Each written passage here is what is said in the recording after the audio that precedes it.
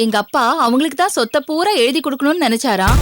ஆனா நான் தான் ஏதோ பயங்கரமா திட்டம்லாம் போட்டு லஞ்சம் கொடுத்து ரெஜிஸ்டர் ஹாஸ்பிட்டலுக்கு வர சொல்லி எங்க அப்பா சொத்தை எல்லாம் என் பேருக்கு நான் மாத்திக்கிட்டேனா.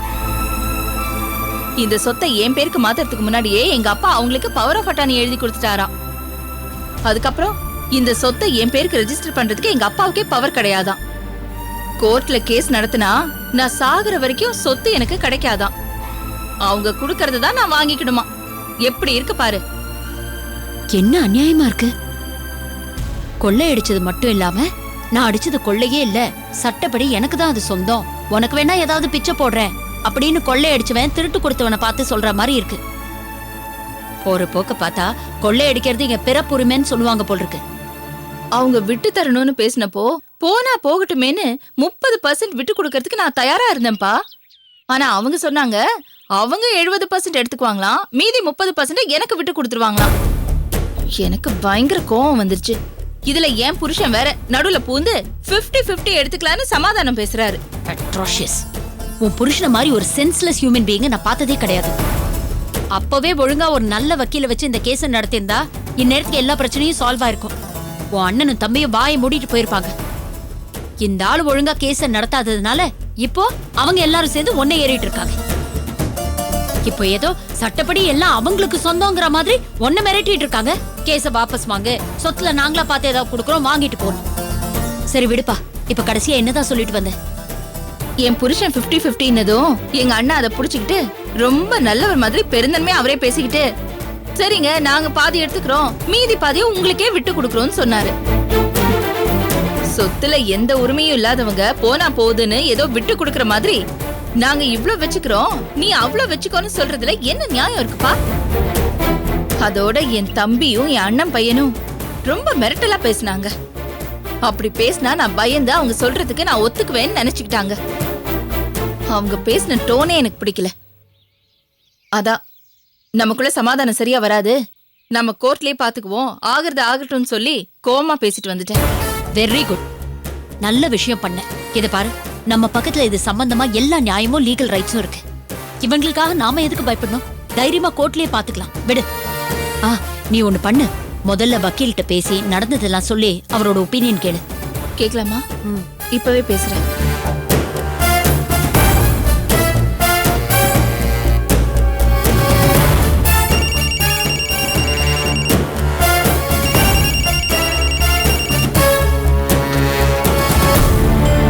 ஹலோ சுந்தரம். வணக்கம் சார், நான் சாருலதா பேசுறேன். அதான் அந்த ப்ராப்பர்ட்டி விஷயமா ஆடிட்டர் சுதாகர் ரெஃபர் பண்ணியிருந்தாரே. ஞாபகம் இருக்குமா? சொல்லுங்க. ஒண்ணு இல்ல சார், அந்த ப்ராப்பர்ட்டி விஷயமா எதிர்பார்ட்டி அவுட் ஆஃப் கோர்ட் செட்டில்மெண்ட்டுக்கு கூப்பிட்டாங்க. நானும் போனேன் சார். ஆனா அங்க எதுவுமே சரியா வரல. அவங்க ரொம்ப அநியாயமா நடந்துக்கிறாங்க. அதான் நான் கோர்ட்லயே பாத்துக்கிறேன்னு சொல்லிட்டு வந்துட்டேன். கோர்ட்ல நீ ஜெயிக்கவே மாட்ட, எனக்கு கொடுக்காத சொத்தை நீ உன் வாழ்க்கையில அனுபவிக்கவே முடியாதுன்னு என்கிட்ட சவால் விடுறாங்க சார். ஆமா, அன்னைக்கு நீங்க என்கிட்ட விவரத்தை சொன்னப்போ நான் என்ன சொன்னேனோ அதே தான் இப்பவும் சொல்றேன். கேஸ் உங்க சைட்ல ரொம்ப ஸ்ட்ராங்கா இருக்கு, அவங்களால ஒண்ணும் கிழிக்க முடியாது. அப்படி கிழிக்கிறதா இருந்தா இந்த கோர்ட்ல கிழிச்சிருக்கணுமே, செய்யலையே. இப்ப கூட அவங்க கேஸ் நடத்த வேண்டியதானே, ஏன் உங்களை சமாதானத்துக்கு கூப்பிடுறாங்க? அப்போ அவங்க சைட்ல வீக்கா இருக்குதுன்னு அவங்க தெரிஞ்சுக்கிட்டாங்கன்னு தானே அர்த்தம். நீங்க ஒன்னும் ஒரி பண்ணாதீங்கம்மா, நம்ம சாலிடா அடிச்சு வாங்குவோம். கேஸுக்காக நீங்க செலவு பண்ண பைசா எல்லாத்தையும் சேர்த்து வாங்கி தரேன். தைரியமா இருக்குமா, கவலைப்படாதீங்க, நான் இருக்கேன். ரொம்ப தேங்க்ஸ் சார். சரிம்மா, சீக்கிரமா அந்த டாக்குமெண்ட்ஸ் எல்லாம் கொண்டு வந்துருங்க. சரி சார், கொண்டு வரேன். ஓகேம்மா. என்னாச்சு, என்ன சொல்றாரு? ஒன்னும் பயப்படாதீங்க, கேஸுக்காக நீங்க பண்ண போற செலவையும் சேர்த்து அவங்க கிட்டயே வாங்கி தரேன்னு சொல்றாரு. வெரி குட், இனிமேல் என்ன கவலை? இப்ப சூடு குறைஞ்சிருச்சுல்ல, வா காஃபி சாப்பிடலாம். சரி.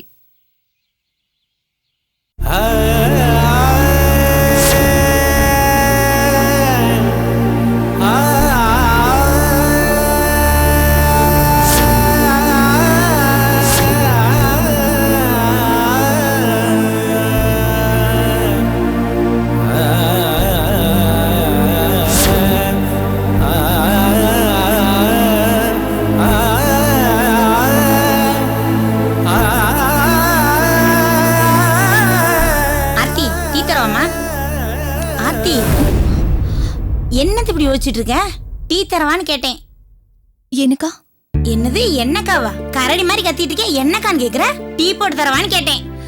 இல்ல வேண்டாக்கா, நீங்க போங்க. இங்கே பாரு, அப்ப ரூம்ல போய் படுத்து தூங்கு. இங்க உட்காந்துட்டே முழிச்சுக்கிட்டே தூங்காத, சரியா? போ.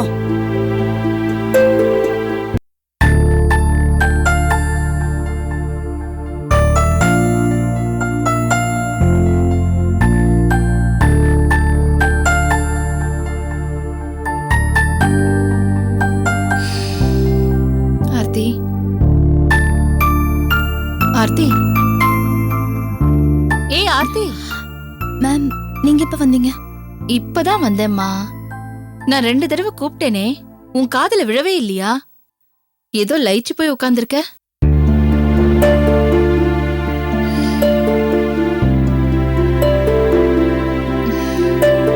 இது பாரு, நீ வேற ஏதாவது விஷயத்துல உன் கவனத்தை மாத்தினாதான் சரியா வரும். நீ வேலைக்கு போயேன். உனக்கு வேலைக்கு போறதுக்கு இஷ்டம் இல்லைன்னா செல்விக்கு ஏதாவது கூடமாட ஒத்தாசை பண்ண, இல்ல நர்சரி ஸ்கூல் டீச்சரா போ. ஏதாவது பண்ணுமா. இப்படி சும்மா இருந்தா தப்பு தப்பா தான் யோசிக்க தோணும். நானும் அதை தான் மேடம் யோசிச்சுட்டு இருக்கேன். ஆனா எனக்கு யார் வேலை கொடுப்பா? அத பத்திலாம் நீ கவலைப்படாத. உனக்கு போகணும்னு தோணுச்சுன்னா சொல்லு. நான் ஏற்கனவே பியூலா கிட்ட சொல்லி வச்சிருக்கேன். அவ ஃப்ரெண்டு கிட்ட சொல்லி வேலைக்கு அரேஞ்ச் பண்றேன்னு சொல்லிருக்கா. பியூலா கிட்ட ஒரு வேலையை சொல்லிட்டா அது முடியற வரைக்கும் அவ தூங்கவே மாட்டா. அதனால உனக்கு வேலை கிடைக்கிறதுல நோ ப்ராப்ளம், கண்டிப்பா கிடைக்கும். இரு, இப்பவே பியூலா கிட்ட கேக்குறேன்.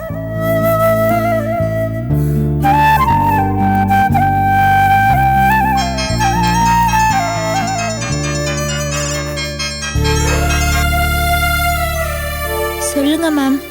பியூலா, ஏம்மா குரல் ஒரு மாதிரியா இருக்கு?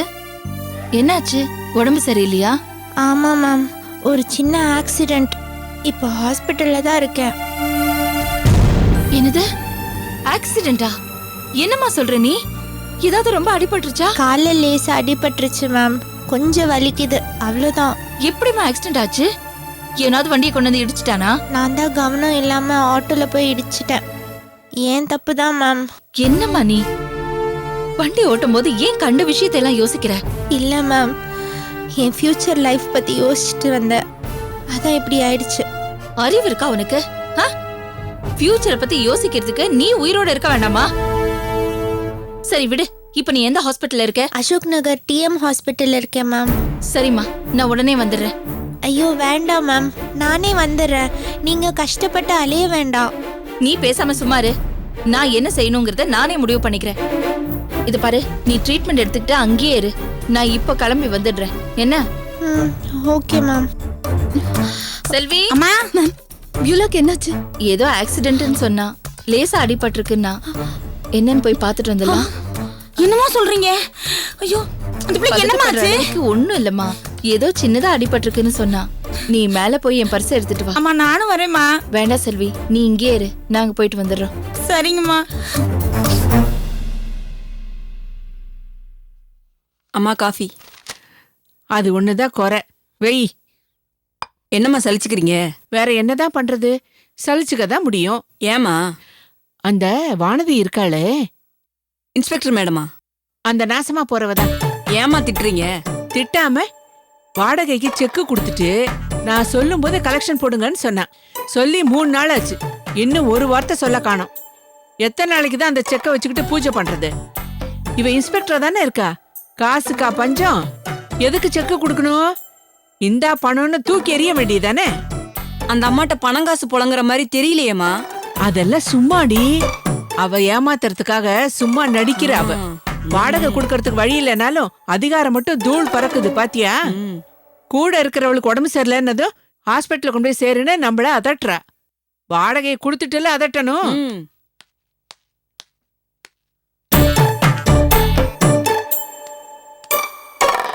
செண்பகா, என்ன மேடம்? கொஞ்சம் எப்படி வாயேம்மா. நீ போ. சொல்லுங்க மேடம். உடம்பு எப்படிமா இருக்கு? என்ன மேடம் நீங்க, எனக்கு உடம்பு சரியாகி 2 நாள் ஆச்சு, இப்ப போய் கேக்குறீங்க? பாக்கும்போது தானமா கேட்க முடியும். நான் 2 நாளா உன்னை பார்க்கவே இல்லையே. ஏங்க நான் உங்க ஹாஸ்டல்ல தான் இருக்கேன். உங்க ஹாஸ்டல் சாப்பாடை சாப்பிட்டதுக்கு அப்புறம் தான் எனக்கு உடம்பு சரியில்லை. என்னோட ஃப்ரெண்டை கூப்பிட்டு ஹாஸ்பிட்டல்ல சேர்க்க சொல்லிட்டு எனக்கு என்னடான்னு இருந்துட்டீங்க.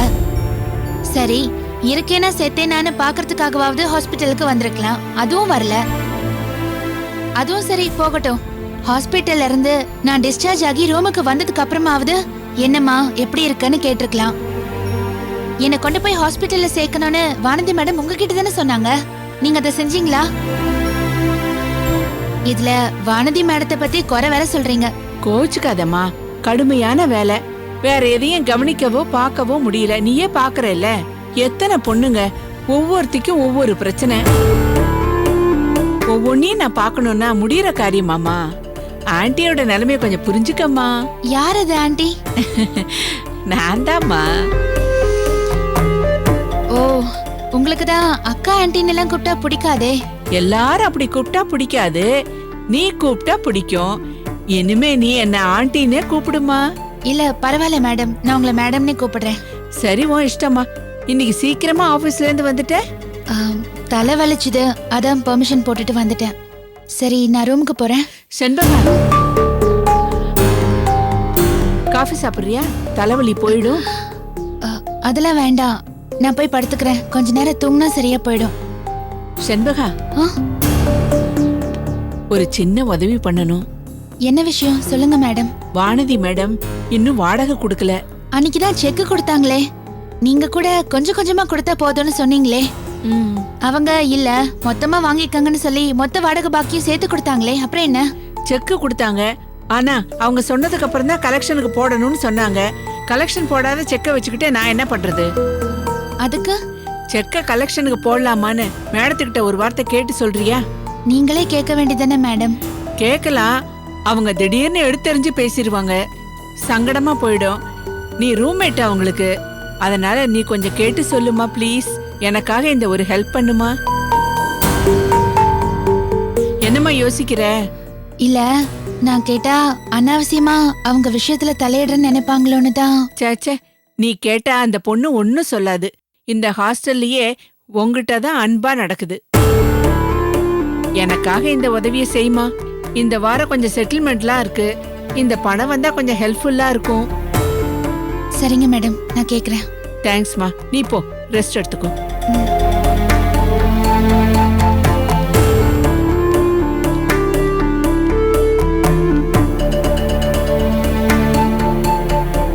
இந்த போலீஸ்காரி கிட்ட காசு வாங்குறதுக்கு என்னெல்லாம் செய்ய வேண்டியிருக்கு. இந்த பொண்ணை பாரு, வந்த அன்னைக்கு புள்ள பூச்சி மாதிரி வாயை மூடிட்டு இருந்தது. இப்ப இந்த போலீஸ்காரி துணை இருக்கான்னது நம்மகிட்டயே பதிலுக்கு பதில் பேசுது. என்னடி குத்துக்களை சாச்சி வச்ச மாதிரி அப்படியே நின்னுகிட்டு இருக்க? குளிச்சிட்டு காலேஜ் கிளம்புடி. எங்க இருந்து குளிக்கிறது? ட்ரெஸ் எல்லாம் இந்த ரூம்குள்ள தான் இருக்கு. அதான் என்னோட ரூமா உன்னோட சிங்கப்பூர் அண்ணாச்சிக்கு கொடுத்து வச்சிருக்கீல, எப்படி ட்ரெஸ் எடுக்கிறது? ஏன் போய் எடுத்துக்க வேண்டியதானே? இதுக்கு உங்க மாமா திட்டவா பரவ? கதவை திறந்தா தானே. நானும் தட்டி தட்டி பாத்துட்டேன், திறக்கவே மாட்டாரு. இங்க வாடி, அறிவிட்டோட. உங்க மாமா வண்டியில வந்ததுல காலேஜ் போய் தூங்கிட்டு இருப்பாரு. ஏமா உங்க அண்ணன் என்ன சிங்கப்பூர்ல இருந்து சர்க்குலர்ல ஏறி கிளீனருக்கு பக்கத்துல தூங்காம உட்காந்துட்டு வந்தாரா? ஃபிளைட் தானே வந்தாரு, அதுக்கு என்ன இவ்வளவு களைப்பு? போய் எழுப்புமா, இன்னில இருந்து கதை சாத்தாம தூங்க சொல்லு. அது எப்படா நாம சொல்ல முடியும்? அது அவங்கவுங்க சௌகரியத்தை பொறுத்தது. அதுவும் இல்லாம மாமாவோட பெட்டி படுக்கையெல்லாம் உள்ள இருக்கு. அதுல விலையுந்த பொருள் எல்லாம் நிறைய வச்சிருப்பாரு. அதான் பாதுகாப்பா இருக்கட்டுமேனு கதவை பூட்டி வச்சுட்டு தூங்குறாரு. இதுல என்ன தப்புங்கிறேன்? அப்போ நாமெல்லாம் திருட்டா இருக்கலா? டேய் அப்படி சொல்லலடா. உங்க மாமா இன்னும் ஒரு பெட்டியை திறக்காம வச்சிருக்காரு பாத்தியா? ஏமா அந்த பெட்டிக்குள்ள என்ன பூதங்கி தான் வச்சிருக்காரா? அது இல்லடி, உங்க மாமா சிங்கப்பூர்ல இருந்து வரும்போது நமக்காக நிறைய பொருளை வாங்கி பெட்டிக்குள்ள வச்சு பூட்டி வச்சிருக்காரு. இப்பவே திறந்து கொடுத்துட்டா சஸ்பென்ஸ் இல்லாம போயிரும்ல. அதான் நாம யாரும் பாத்திரவே கூடாதுன்னு கதவை சாத்தியே வச்சுக்கிட்டு இருக்காரு. ஆமா, இவ்வளவு பெரிய பழப்பழம் வாங்கி உள்ள வச்சிருப்பாரு. அப்புறமா வச்சு சாப்பிட போய் வேலையை பாருமா. காலேஜுக்கு டைம் வச்சு டிஃபன் செஞ்சியா? போய் அதை எடுத்துட்டு வா. அம்மா வந்து ட்ரெஸ் எடுத்து கொடுத்துட்டு போமா. வாமா. அட இருடி, உங்களோட பெரிய நச்சலாய்ப்பா போச்சு. காலேஜுக்கே போக மாட்டேன்னு சொன்னவன் அதிசயமா காலேஜ் போறேங்கிறான். அவனை முதல்ல அனுப்பிச்சு வச்சிடுறேன். அம்மா அம்மா அம்மா, நானும் தானமா காலேஜுக்கு போகணும், வந்து எடுத்து கொடுத்துட்டு போமா. நீ தட்டியே திறக்கல, நான் தட்டினோன்னு திறந்துரு வராங்க. ஓ மகிமையே உனக்கு தெரிய மாட்டேதுமா. நீ ஒரு குரல் கொடுத்தின்னு வச்சுக்க, சுடுகாட்டுல இருக்கிறவனே எந்திரிச்சு வந்துருவான். உங்க அண்ணன் எந்திரிச்சு வர மாட்டாரா? வாமா வந்து எடுத்து கொடுமா. என்ன அண்ணே கதவை திறங்கண்ணே. அண்ணே விடிஞ்சு ரொம்ப நேரம் ஆயிடுச்சுண்ணே. என்ன கதவை திறங்கண்ணே. என்ன கதவை திறங்கண்ணே. என்ன என்ன என்ன கதவை திறங்கண்ணே. என்ன கதவை திறங்கண்ணே. என்ன வெளியில வாங்கண்ணே, விடிஞ்சிருச்சுண்ணே. என்ன என்ன என்ன என்ன என்ன நான் தான் ருக்கு கூப்பிடுறேனே. என்ன ஏப்பா அம்மா எப்பா என்ன இருக்கு? என்ன ஆச்சு? இல்லண்ணே விடிஞ்சு ரொம்ப நேரம் ஆயிடுச்சா, அதான் எழுப்புவோமேன்னு கதவை தட்டினேன். அவ்வளவுதானா? நான் என்னமோ ஏதோல பதறி போயிட்டேன். ஏன் மாமா ஏதாவது மில்லுல சங்கூதுற மாதிரி சத்தம் கேட்டுச்சா? பவித்ரா, மில்லிச்சங்கா தெரியல, ஆனா அவங்க ஆத்தா கத்துனது எனக்கு சங்கூதுன மாதிரி தான் இருந்துச்சு. நானே ஒரு நிமிஷம் ஆடி போயிட்டேன். என்னடா நான் தான் மேல டிக்கெட் எடுத்துட்டோம். கண்ணு முழிச்ச பிறகுதான் தான் எனக்கு நிம்மதியாச்சு. அம்மா நான் சொன்னேன்ல, அதே மாதிரி மாமா உன் குரலை கேட்டு எந்திரிச்சு வந்துட்டாரு பத்தியா? அதான் உன் மகிமையே உனக்கு தெரிய மாட்டேதுமா. பாத்ரூம்ல கீசர் இருக்கு. ரேசர் தானே, அது பவித்ரா அப்பாட தான் இருக்கும். நான் வேணா சொல்லி எடுத்து தர சொல்றேன். அம்மா அது ரேசர் இல்லம்மா, கீசர். வாட்டர் ஹீட்டர் போட்டு தான் மாமா வச்சிருக்கேன். சரி. ஓ ஈட்டரா? இப்படி இங்கிலீஷ்ல சொல்லியிருந்தா எனக்கு புரிஞ்சிருக்கும். அண்ணன் சிங்கப்பூர் பாஷையில ஏதோ சொன்னியலா, அதான் எனக்கு புரியவே இல்ல. ஐயோ அம்மா அதுவும் இங்கிலீஷ் தாமா. ஏமா இப்படி மானத்தை வாங்குற? கொஞ்சம் பேசாம இரு. சரி, நான் போய் பல்ல விளக்கிட்டு வந்துடுறேன். இருங்கண்ணே இருங்க, அப்படியே நீங்க குளிச்சுட்டு வந்துருங்க. பவித்ரா கூட அப்புறம் குளிச்சுக்கிடுவா. அப்படியா? சரி, நான் உள்ள போய் மாத்து துணி எடுத்துட்டு வந்துடுறேன்.